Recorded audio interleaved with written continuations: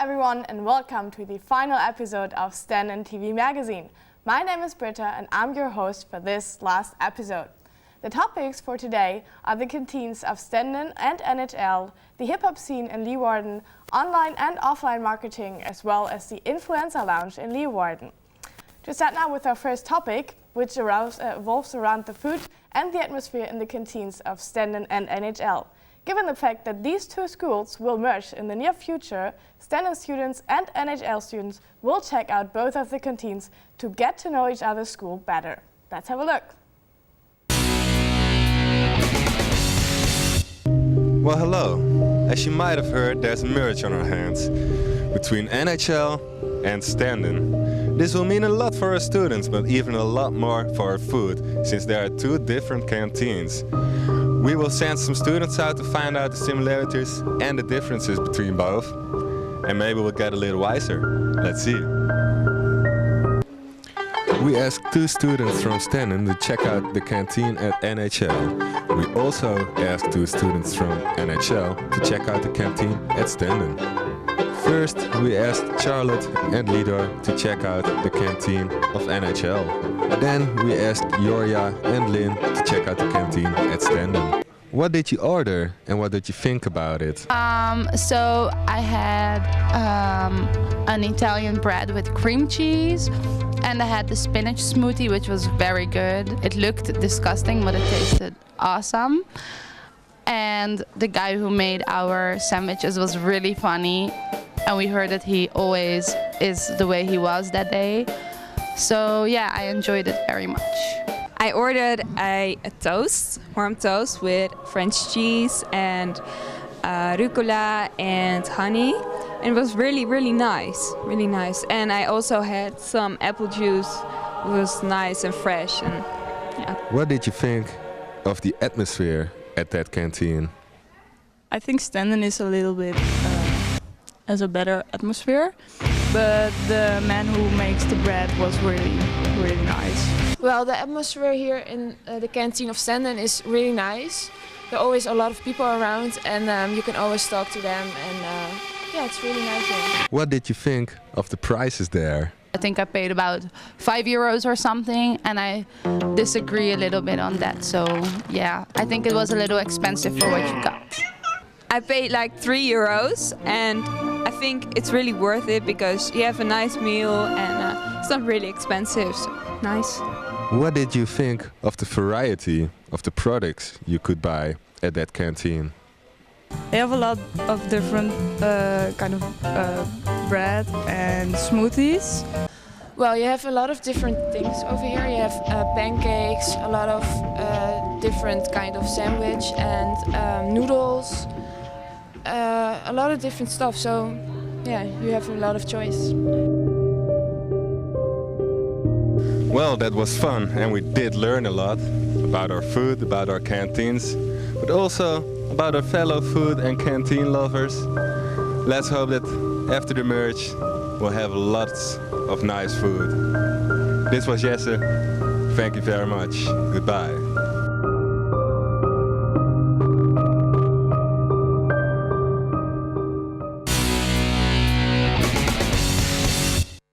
Our guest for today is Tristan Delstra. He's a cook for the Stenden Hotel at the Stenden University and already has a lot of knowledge and experience regarding the food, but also the philosophy of the canteen. Hi Tristan. Hi. How are you doing today? Good, thank you. Enjoying the weather? Yeah, it's also hot in here, so yeah. It's fine. Did you already enjoy some food at the Stenden canteen today? Yeah, I had a break and I had a bun with ox sausage and yeah. Nice. Yeah, it's a nice meal. Can you tell me some more about the general ingredients of the food? Well, all the ingredients are all biological, without E-numbers or any chemicals or additives. All the ingredients also local as possible. A lot of vegetables are coming out of Zeebrugge or from Adem. Other farmers also deliver us. And yeah, everything is also in season. So for example, in the winter we don't serve tomatoes. Mm-hmm. You can buy them, but yeah, it's really heavy for the nature to let them grow in the winter. So yeah, that's why we don't use them. Yeah. So you're focusing really on the healthy side of the canteen food. Yeah. Yeah. And does that contribute to the general atmosphere in the canteen? Well, yeah, we're trying to do as much healthy products as possible, but yeah, also things like a hamburger, yeah, you can make it healthy with adding more vegetables. And how do you actually decide on these specific menus? We talk with our fellow managers of the canteen. They also have ideas, and then we take a look if the products are in season, if it's not everyday pizza, but also healthy food. Yeah. Because students also work really hard and party hard, so yeah, they also need some healthy food throughout the week. Yeah. So that is always something that we keep in mind. Does that also affect the price? Because as for students, always, of course, they focus on low prices, but since it's healthy food, I believe it's definitely affecting the price of the end product. Yeah, partially. The fact that we use biological vegetables are more expensive than regular vegetables. Mm-hmm. Furthermore, we're trying to keep that as guide, healthy. Nice. So taking a look at the future, you already said that you're focusing on the food like per season, but do you have any specific special future plans for the canteen? In new products or? Yeah. Well, we're always talking with our fellow managers who have ideas. For example, new smoothies or new kinds of pancakes or maybe a new wok sauce for Asia. Mm-hmm. And yeah, there's always a development that's going on. And yeah, we still have always some new stuff. But Yeah, I've seen you have the different countries, like food per country. Are you planning on adding another country maybe? well, that's something that Mr. Albert Koyer should decide. For this moment now, we have already a lot of counters, and we also have now enough students to run those counters. Mm-hmm. And yeah, if we add more other countries, then yeah, it's going to be a bit more organization, and yeah, this was something for the future. Nice. What is your favorite food from the canteen, your favorite menu? My favorite product of the canteen, I think the noodles. It's really something that has been prepared at the spot. It's really fresh, nice and hot, and yeah, it's a healthy lunch dish. Do you in general get good feedback for the food in the canteen, or? Well, yeah, sometimes people don't really understand what we are trying to do. For example, if we sell chicken soup, yeah, we make our chicken bouillon from chicken meat and chicken bones. And people who are preparing it at home just use a little cube of chicken bouillon. Mm-hmm. And then it's all chemicals, and they say, yeah, it tastes much better. But yeah, is it healthy? Nice. And yeah, you will get ill if you eat it your whole life. So yeah, that's why people are really sometimes unfamiliar with our products and our way of working. That's good to hear. Thank you for the information of the Stenden canteen. Oh, you're welcome. We're going to move on to the next topic. Do you personally like hip-hop? Well, in the past I did, but these days I don't follow it anymore. Well, we're going to show you something about the new hip-hop scene in Leeuwarden now. Moving on. We visited a local rapper called Furious Pablo to tell us something more about his experience regarding the hip-hop scene in Leeuwarden. Let's take a look.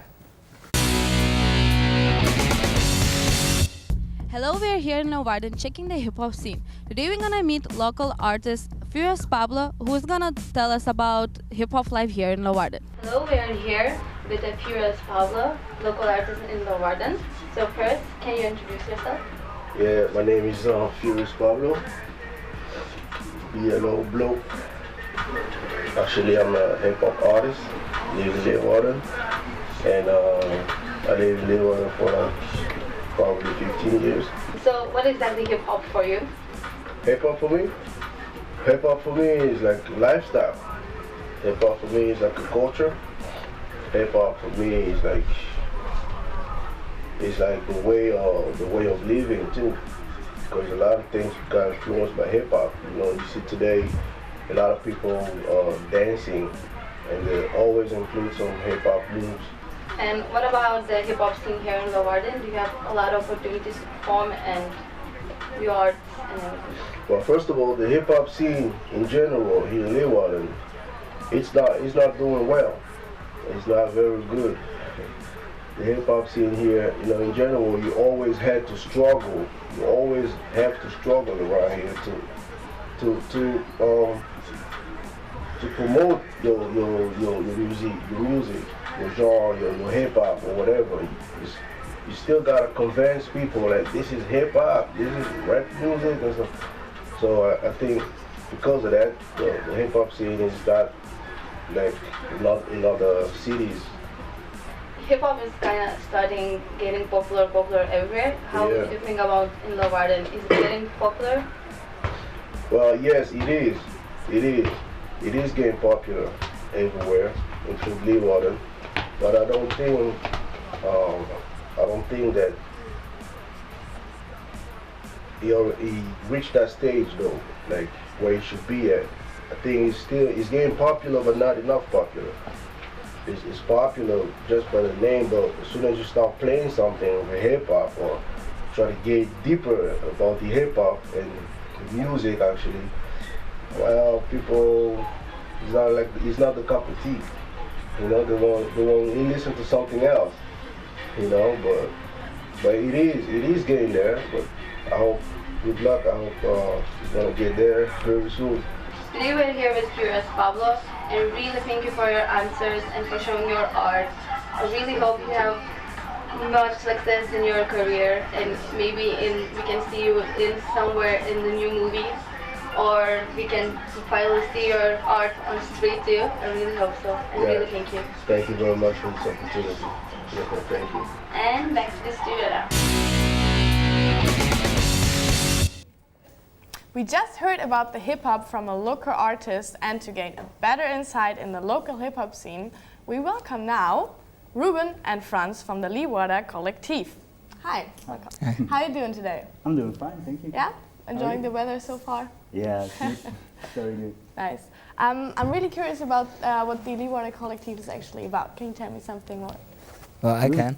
Leeuwarden Collective is trying to create a platform, a creative platform, to connect people from different backgrounds. And while doing so, we're making use of the central values of the hip-hop culture, which are peace, love, unity, and safely having fun.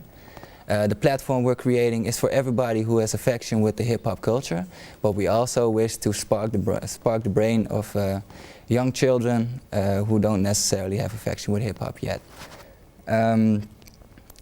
These different hip-hop elements consist out of DJing, graffiti art, rapping, beatboxing, and beatboying, which is breakdancing. And lately we've been organizing quite a few Join the Jam events, and this is a perfect example of how we are trying to inspire the youth to start getting involved in the hip-hop elements. Yeah, well.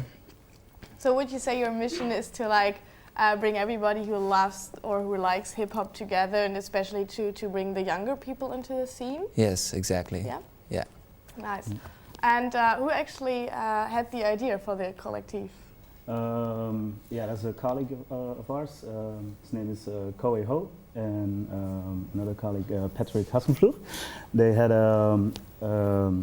a graduation research using hip hop as an intervention method for the youth. To stimulate the youths to participate within the community. Nice. So, Leeuwarden Collective was founded to create a platform for hip hoppers to come together and motivate and inspire each other in a positive way.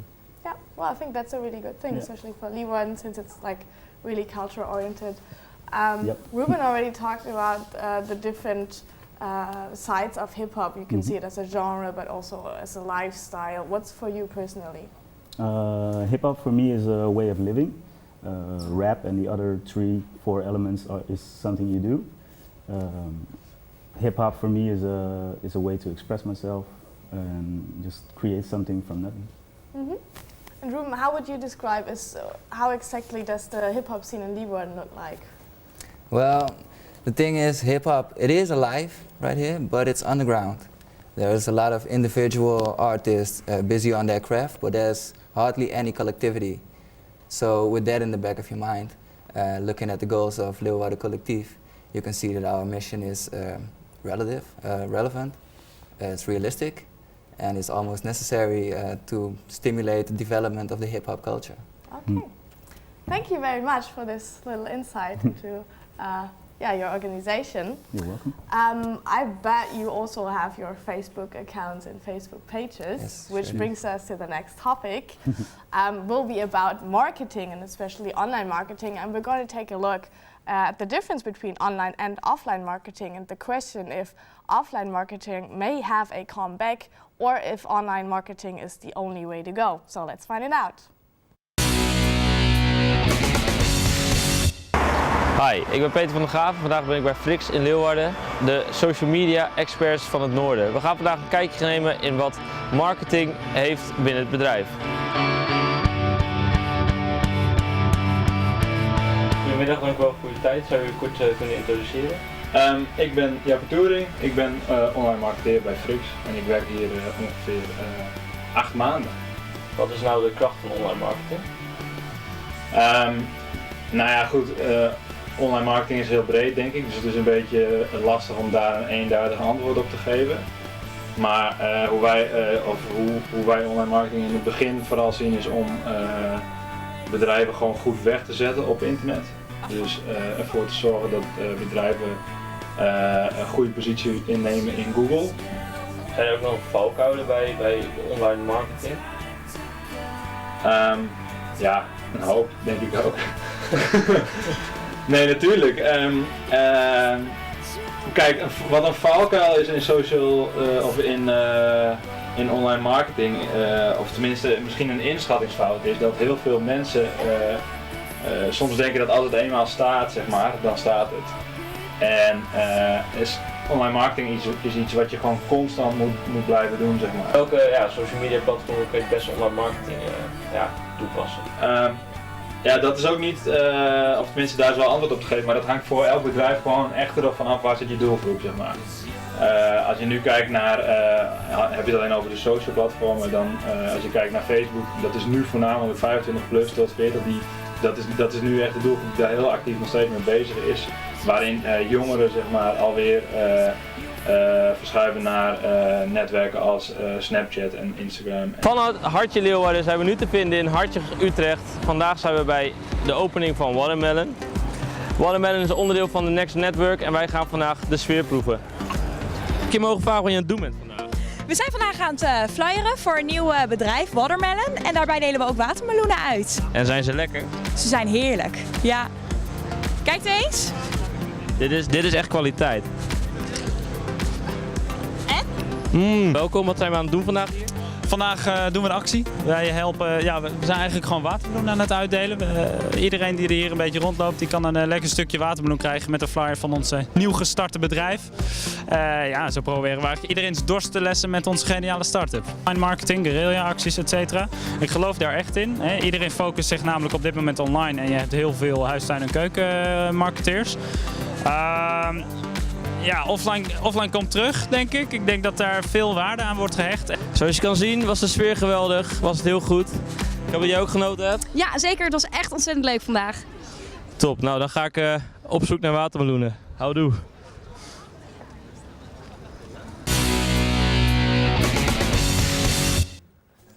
I'm here now with Amran and Daniel.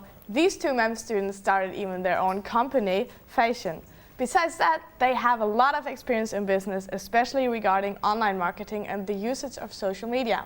They're here to tell us now more about the importance of social media when starting your own business. Hi Daniel and Amram, nice to have you here. How's your day so far? Pretty good. Sunny? Yeah. Daniel, could you tell me a bit more about you and your business you have together? Well, we started when we were very young with our company. We did a study media design, and from there we started to design for other companies. But later on it turned into fashion. And fashion is a bigger thing. It is a company that creates other companies. Mm-hmm. So we can create projects for other businesses, but also for ourselves.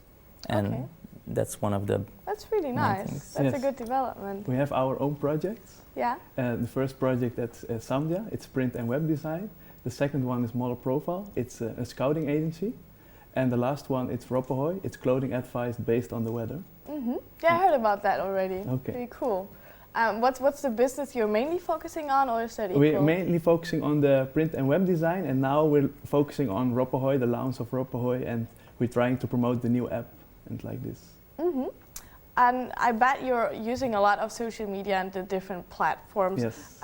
Amran, could you explain a bit more what Yes, the we different tried platforms all are? social media platforms. Now we focus the most on Facebook and Instagram, because these social media platforms are the most active platforms at this moment. And we always look to new opportunities, like for example now Snapchat is coming up, so we have to also focus on this one. Yeah. It's more for behind the scenes, for the snaps and to get the interaction with the people. Did you do some funny Snapchats already? Yes, also today. Nice. And Daniel, do you think that especially the social media have a high power nowadays? Did that increase? Yes, definitely, and it also brought us success. Because with the model profile, the scouting agency, it was first a blog, and we attracted a lot of visitors from Twitter. We had about 20,000 followers, and we got a lot of visitors from that. So without social media, we couldn't survive. Okay. And are you making any usage of offline marketing, or is online marketing for you the only thing to follow? No, also we have offline marketing. We stand on an event, Dutch model event, with our own stand. And it's also important to have the personal connection with the people. And also you can promote with online promotion, you can promote your offline events to have the real conversation with the people. And that's very important to get new business opportunities. Yeah. It's starting online and you finish it offline. It's like well, this. I think then definitely offline marketing is not dead yet, since even if you have a young new business, it's still being used by you. We're going to move on to the next topic. But since I know that you're from Leeuwarden, you probably might have heard about Influenza. Okay. Yes or no? Because Influenza did last Friday the Influenza Lounge in Leeuwarden. Influenza itself is mainly known to be the techno event in Leeuwarden, but now expanded to also be a nice afternoon event. We checked out the people and what they actually think about the concept there. Let's have a look.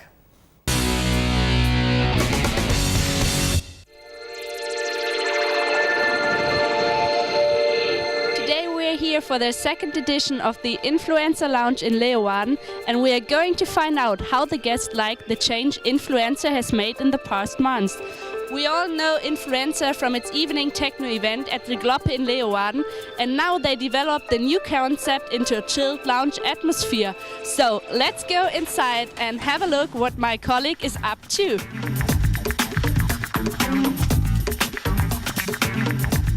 Vinny and Joe is all about coffee and tea, New York, late 20s, a bit of mob style, and yeah, it fits perfectly in the concept that we are having over here. I really like the lounge events. I'm really into jazz music and more like relaxed music like this one here. I really like it actually. I love the location. It's so great here when I look around. I love this kind of vintage style, and yeah, I would really love to have a room like this myself. Well, I think the difference is compared to club events is that you have a really different crowd. People don't necessarily come to party, and it's a very relaxed atmosphere. It's not very energetic.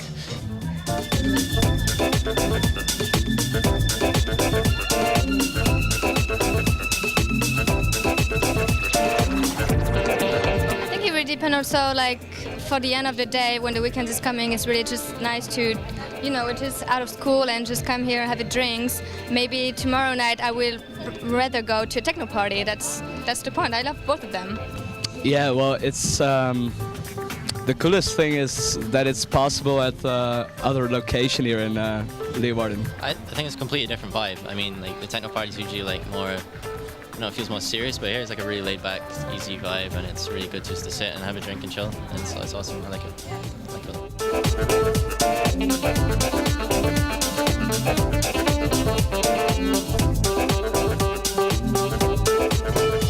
Well, yeah, you cannot really compare them. Of course, playing at the club event, like the other parties, Influenza does, you have a really enthusiastic crowd, and you can really get a lot of energy back from the people if you put energy into it. Environment in which they can share, they can listen to music, new kind of music, not only techno music but jazz, soul, blues, funk. To conclude, everyone really likes and enjoyed here the event at Influencer Lounge in Leeuwarden, and we hope that we can see you already soon for the 3rd edition of Influencer Lounge in Leeuwarden. Now it is time to switch back to the studio. Our final guest for today is Karina. She's part of the promotion team of Influencer and also a 3rd-year men's student. She will tell us now more about her experiences and thoughts regarding the Influencer Lounge. Hi, Karina. Hello, Brita. How you doing on this awesome summer day? Awesome. Finally, the weather is getting better, so we can get out. It's awesome. Yeah. Well, for now, I just want to know more about the Influencer Lounge. I'm really curious. What do you think personally about that? Honestly, I was really waiting for this one. Like, they used to do it like 2 years ago while I wasn't here yet. And now it's a great experience you can gain by just come with your friends after a hard day, because usually Influencer Lounge is on Fridays. So all of your job is done and you just come to chill, to enjoy some good music and with some proper coffee. And maybe wine and beer if you're over 18. Was that the actually intention to bring the people a nice afternoon to chill after work of the Influencer Lounge? I think basically it's, first of all, the location is really nice. And then with the combination of good music, which is like really chilled, sometimes funky, sometimes more like Latina, sometimes like really soft style. Like, it's really nice. Like, it's not annoying, and you can also dance a bit to it because there's some space for it, or you can just come and chill to have a nice talk with your friends. Yeah, I've been there myself last Friday and really, really liked it, especially the cocktail offers. Really nice. What I realized that the music is indeed different than from the influencer parties, but I think that's necessary to chill a bit and not to dance all day long. Looking from the perspective as an organizer, how successful was it, and how was the response of the audience in general? Like, basically, to be honest, it was focused on the more adult target group, if talking professionally, target audience, and of course, your question was, sorry. How the general response and the opinion was? It was quite good. Like, basically, it started over again because our, let's say, fans, our friends, they wanted it. So the response was pretty high. Like, with every time there are new people coming, and the ones you saw before, they're coming again with their friends. So I think it is quite successful for now. Nice. Looking at the fact that the weekend is coming soon, would you rather go to the Influencer Lounge or the Influencer Party? The thing is that Influencer Lounge and Influencer the actual party is on different time, so you can combine both. But this time, this Friday, they're going to be Influencer at Mukus. So you are really welcome to join us, because it's going to be like a special edition of Friends and Residents, and going to be really nice music and just fun atmosphere as always. That's nice to hear. So I assume you're going to continue with that concept of Influencer Lounge, at least for the summer, and hopefully also for the next season? Yes, definitely. Definitely that's into nice. that. That's nice, yeah. I think that's a really good idea. I'm going to see you not once there. So. Yeah, nice. Well, talking about summer, we're going to say goodbye for the summer. Really, thank you a lot for watching the last episode of the Stenden TV magazine of this school year. We really hope to see you after summer. I personally wish you, of course, a great summer. Enjoy the sun, enjoy the weather, and see you after the break.